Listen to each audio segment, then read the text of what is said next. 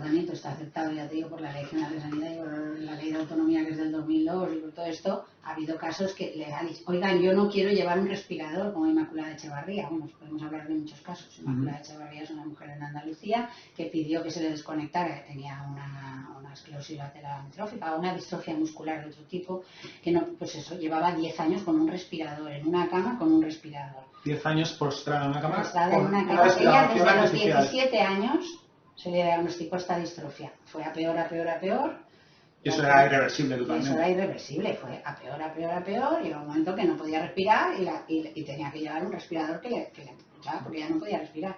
Pues toda tu vida así. Toda tu vida, desde los 17 que empezó, poco a poco, fue a peor, pero ya llevaba 10 años con un respirador. Y ella desde el principio el respirador no lo aguantaba. Y lo decía, que lo quería que se lo quitaran. Y que se la dejaran morir, sedándola tranquila, que no, él quería el respirador y que te ahogues y que te mueras ahí ahogándote. No, me quitan el respirador y me sedan y me duermo y ya está, y me olvido. Vale, ahora que has dicho eso, hay diferentes formas, ¿no? Y tuvo que salir de ese hospital donde estaba, que era donde vivía ella, los 10 años esos con el respirador, en un centro especializado en todo esto, porque era una orden religiosa la que la llevaba y no le consentían la retirada de esto, y al final tuvieron que recurrir a la Junta de Andalucía la trasladó a otro hospital y allí se le retiró la tal y murió al día siguiente de ingresar en este hospital.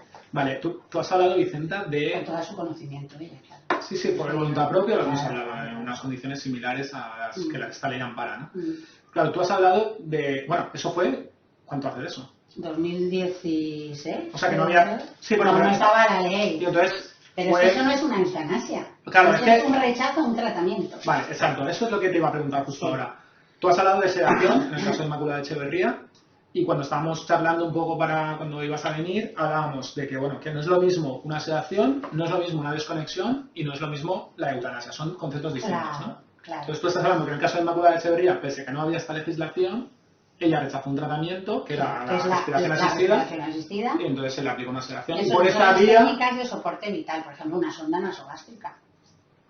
Una sonda nasogástrica, si tú no quieres llevarla, ¿cuántas personas con demencia avanzada que no pueden ya tragar porque ya no saben ni tragar? Se les pone una sonda, que ellos ya no pueden decidir que no, pero la familia sí que puede decir, pero una sonda. Yo no he puesto nunca una sonda en paciente mío, he tenido esa suerte, porque el poco que hubo de dudas, yo intenté hablar con la familia, de que se va a morir, no, se va a morir de que está muriéndose, de que tiene una demencia avanzada, que tiene una época avanzada, que tiene un tal. Ponerle una sonda va a ser más incómodo para ella, porque se la va a arrancar, la vas a tener que atar, que es lo que pasa. Al final, como es gente que está mal, pues se la quita. Se la quita, entonces ¿qué? ¿La tienes atada para que no se la quite? Es una persona con demencia. Con demencia. Entonces no le pongamos la sonda. Ya. No le pongamos la sonda. Cedémosles. Hace poco vi una película francesa, voy a buscar el título y te la voy a pasar. Y en la descripción del vídeo la voy a poner. Bueno, películas de estos temas hay. Sí, pero es que la situación que me estás contando era tal cual. Sí. La misma. Sí, pues ya me la pasaré. Sí, te la pasaré. Sí. La francesa no la vi hace poco. Luego la ponemos en la descripción del vídeo también, o sea que la quiere ver. Pues, hay muchísimas, como dice ella. Yo creo que se puede hacer. Se puede hacer por supuesto. Una filmografía. Nosotros hacemos cineforums en nuestra Sociedad Valenciana de Médicos de Familia, en el grupo de bioética hacemos cineforums y hemos puesto muchas. Hombre, es un tema que a nivel artístico. Hay una que es chulísima, la fiesta de despedida. La fiesta de despedida. Aparte de Mar Adentro. ¿Que sabes que había una película antes de Mar Adentro sobre el tema de Ramón San Pedro? Bueno, la verdad que lo desconocía, pero bueno, ahora hablaremos también de Ramón San Pedro. Estábamos, perdona, con el tema de sedación, desconexión. Por ahí, pero así es más entretenido también. Bueno, yo siempre pienso que hay que tener sentido del humor. Un orden, pero... No, bueno, a ver, yo creo que no seáis irrespetuoso por el hecho de tener sentido del humor con determinados temas. Pero bueno, decíamos que, estoy viendo aquí la chuleta, que estábamos hablando de sedación, desconexión y eutanasia, un poco las diferencias, ¿no? Sedación. Exacto, vale. Sedación. Sedación es bajar el nivel de conciencia de una persona, pero por ejemplo una sedación puede ser lo que te ponen para hacerte una colonoscopia, que no te enteres y no te duela. La anestesia, digamos. Como una especie de anestesia. Es que la anestesia puede ser, al igual que la sedación, superficial o profunda. La anestesia puede ser local, regional, como por la epidural, por ejemplo, o una anestesia general, absoluta total, que te tienen que poner también intubarte y tal para que operen y tú no te enteres de nada. Eso ya se hacen operaciones más largas, más tal. Pero bueno, más complicadas y que no, el paciente no puede estar consciente. Esa es la sedación, ¿no? Digamos. Entonces, la sedación, hay sedaciones que son, pues eso, una sedación parcial o una superficial, o sea, que de un ratito ya está, sedaciones profundas y la que en este caso nos viene a hablar es la sedación terminal. Cuando una persona ya, Es cuando una para evitarle la persona ya agonía, está al final de la vida, lo está pasando muy mal, pues entonces, y tiene unos síntomas refractarios, que los llamamos así. Síntomas refractarios son aquellos que por más que les damos no los conseguimos quitar.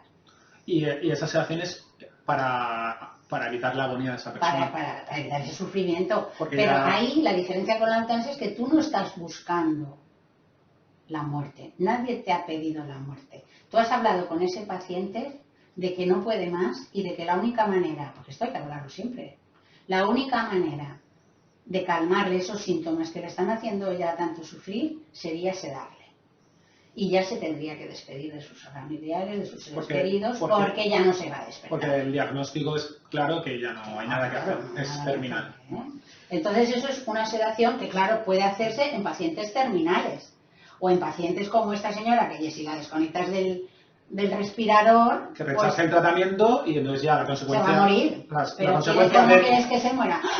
No, la sedamos. Claro, la consecuencia de rechazar el tratamiento es que ella ya pasa a una fase en la que, como no tiene esa asistencia artificial, pues... Claro, se va a morir. Va a morir. Pero no queremos que muera mal. Y le damos una sedación. Luego está la desconexión también, ¿no? Esa es la desconexión del aparato o quitar una sonda nasogástrica. Vale. O sea, que muchas veces van conjuntas, ¿no? Digamos, claro. Desconectamos y sedamos, ¿no? Claro. Por ejemplo, el caso de la niña Andrea, que voy entremezclando casos. No, pero bueno, claro. Pero la niña esta Andrea, que era una niña muy pequeñita, claro, era un bebé, 12 años. 12 años y ¿qué pasa? Que estaba mal, siempre estaba muy malita y tal. Y entonces los padres solicitaron que se le retirara la alimentación artificial y que se le dejara morir sedada. Y fueron los padres. Yo tengo aquí 12 años, creía que era más pequeño. Es que no recuerdo, o sea, me suena el caso, pero no... Estos padres tenían 3 hijos, pero esta hija estaba siempre hospitalizada, siempre mal. Vamos a ver que estaba inconsciente, o sea, la niña no interactuaba ni nada. Entonces solo la tenían ahí pues con su alimentación y su respiración y su tal. Entonces los padres pidieron la retirada de la alimentación artificial porque pensaban que la niña estaba sufriendo muchísimo y que eso no era vida. Pero ahí... La niña no podía hablar, no podía decidir, no podía... Vale, aquí era un caso, por ejemplo, que primero, porque es una menor, para empezar. Ahí es un rechazo al tratamiento, sí, no, pero... al soporte vital. Sí, pero me refiero que por parte de los padres. Si nos trajéramos el caso a día de hoy, Andrea no tenía... No, a esta se le quitó, llegó a los jueces y tal... Claro, pero concluyeron que los padres tenían razón al decir que esta niña... Claro, pero hablando de la ley de eutanasia, la ley de eutanasia aquí no podría aplicar si estuviéramos en el presente. No hace falta, primero porque es menor y segundo porque no estaba en sus condiciones. Aquí fue un juez el que lo determinó. El juez lo determinó. O sea, los médicos no tenían potestad para ello. Los médicos no querían, los pediatras. Vale. Entonces los padres recurrieron a la jurisdicción correspondiente. Sí, sí. Y el juez le dio la razón a los padres y entonces otras personas, otro equipo médico le quitó el mismo equipo recapacitó después de lo del juez y aceptaron. Vale, o sea que digamos que esa muerte digna ha estado siempre presente en nuestra historia reciente, pero esta ley viene un poco a dar garantías y a un poco a generar un marco un poco más estable y más normativo, ¿no? Porque hay leyes a nivel de comunidades autónomas, claro, tenemos las competencias de sanidad transferidas, tenemos capacidad de legislar hasta cierto punto en cada comunidad autónoma, por eso muchas comunidades autónomas tienen ya su ley de...